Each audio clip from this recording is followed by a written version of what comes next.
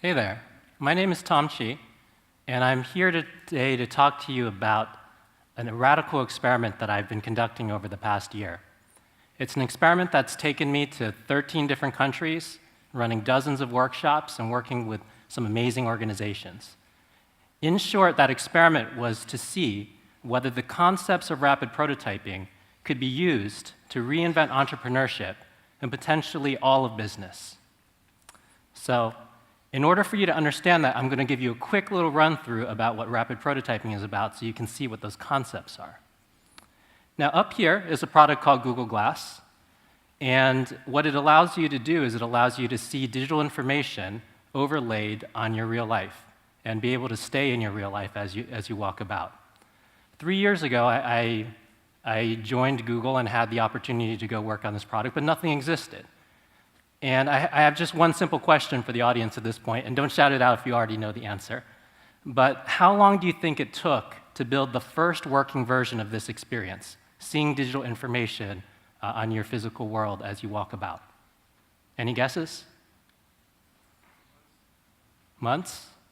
Anything else? 3 months. 3 months? Okay, great. Well, the actual answer is 1 day. And the way that it looked is exactly right here. You may or may not know this person, just anonymous person.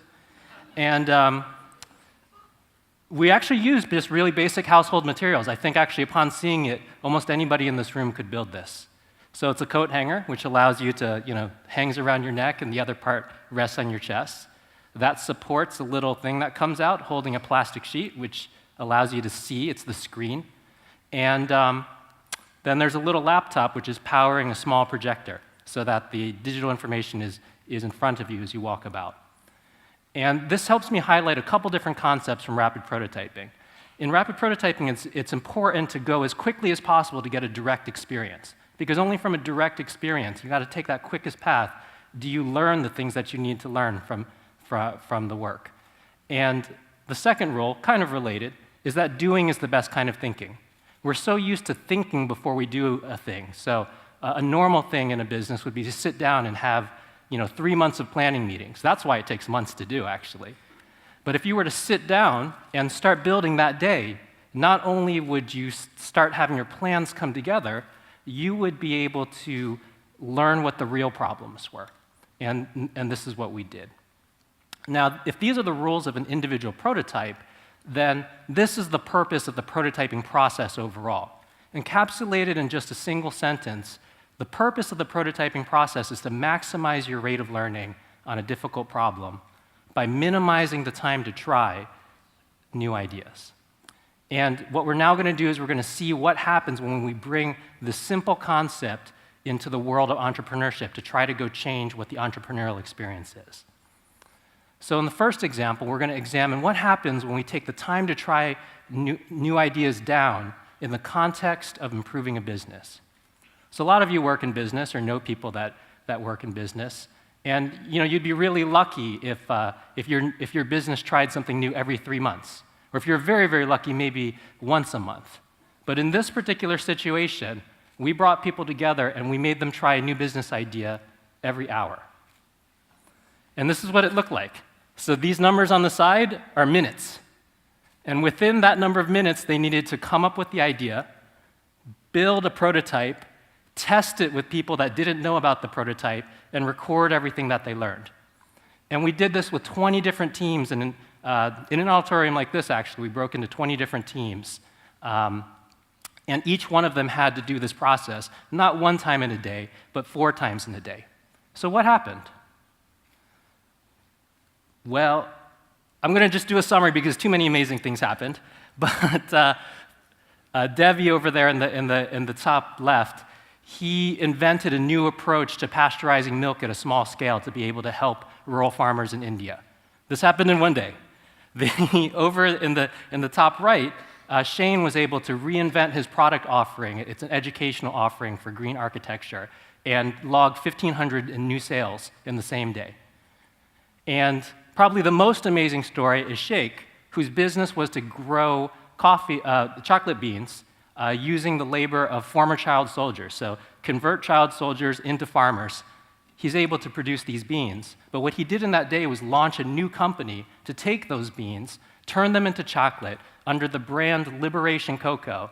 And in that same day, he also set up the website, created a board of directors, and was able to go and take orders on the website. So 1 week after that event, I was able to eat that chocolate. It was delicious. All right, so let's move on to another example. What happens when you reduce the time to try around raising an investment? And I don't know how many of you are entrepreneurs, but you can imagine what it's like to borrow money, right? So if you ask a friend for maybe $100, not a big deal. If you ask for $10,000, it starts to get a little bit iffy.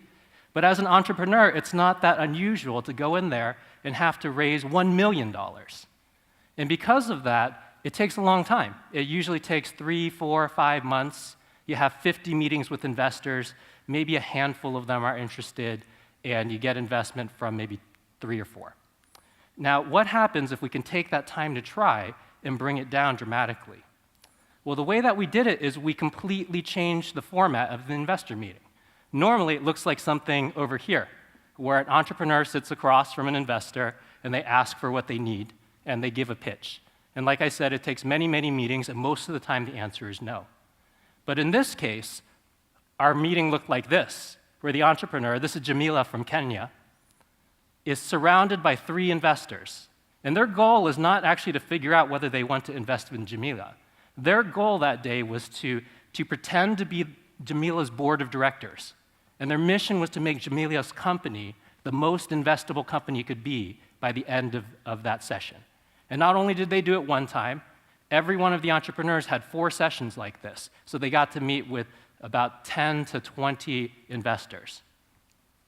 Now, what were the results? Well, I was working with Unreasonable, and you guys had seen Daniel's presentation, so you have a sense of what Unreasonable does.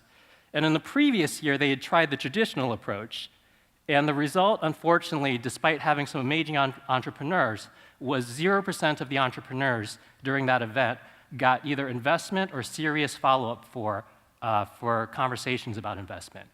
Using the new rapid prototyping approach, 90% did. And beyond the fact that we went from 0 to 90%, the way that investors felt about it were completely different. Instead of the investors being these sort of very serious gatekeepers trying to protect their money, you saw them joyful, engaged, trying to create something to improve the world. They were so happy about being able to help. And I had entrepreneurs come up and tell me that they had made 3 months of fundraising progress in 1 day. So about 100 times faster. All right, last example. So what happens if you can minimize the time to try when you're serving a community? And this example comes from Aguascalientes, Mexico.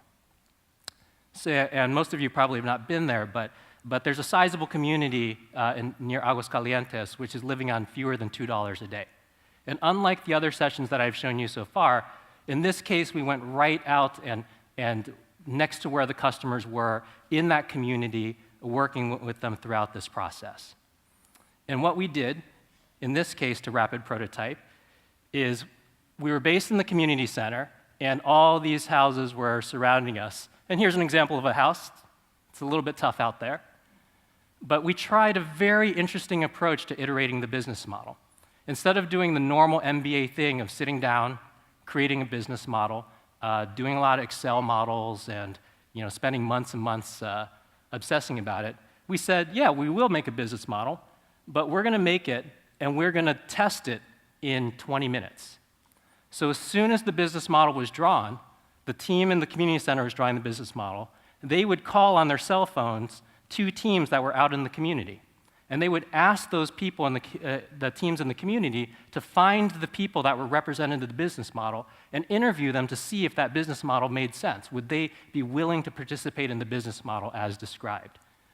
I'll show you what that looks like. So here's the home team. Right here is a business model drawing. On here is a cell phone on speakerphone, and they're connected with these 2 teams that are out in the community talking with individuals in the community. And I'll share a specific example. I think this will help understand how quickly this happened. So the previous day, we had interviewed folks in the community, and we found a carpenter who was very skilled, but he couldn't get reliable work. And so that next morning when these business models were being drawn, they came up with a business model where, well, we have this carpenter, maybe what he can do is he can train some of the youth, like boys between 13 and 20 years old, how to do carpentry, and that'll provide a steady stream of income. So they went back to the carpenter, talked to him about that. He was very excited because he said, oh, well, if you could get that to happen, my income would triple. It's amazing. And so the home team was excited, so they called the other away team and they said, go find us some men between 13 and 20 years old and see if they'd be interested in this class. So they found some boys hanging out on the street, talked with them, and they were kind of interested in carpentry. They might pay 10 pesos for a lesson in carpentry, but the boys said, you know what would be really exciting is if we could learn how to fix cars and motorcycles. I mean, what 15-year-old boy doesn't want to learn how to fix a car or motorcycle? So the home team said, great, now we need to find a mechanic. So they called their first away team and found a mechanic in town. And every time they called them, they only had 15 to 20 minutes to find somebody in the community that fits this role. So they found a mechanic within 20 minutes, talked to him, and said, oh, hey, if we could bring 10 boys in that would pay you 10 pesos each in order to do a lesson in how to fix cars and motorcycles, for a couple hours, how would that sound to you? And he said, that's amazing. That would double my income. And it would be more stable for me. That would help my family so much.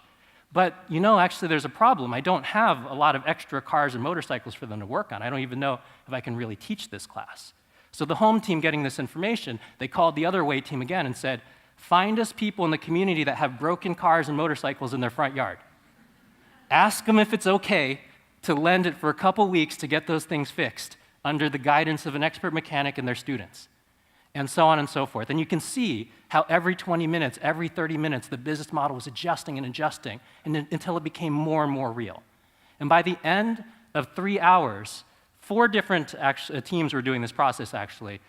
At the end of 3 hours, on average, they had updated the business model 6 to 8 times, and not in an arbitrary way, in a way that became so real that at the end of 3 hours, we had people coming in from the community ready to fill those jobs, ready to serve each other in that new way that they had never imagined before.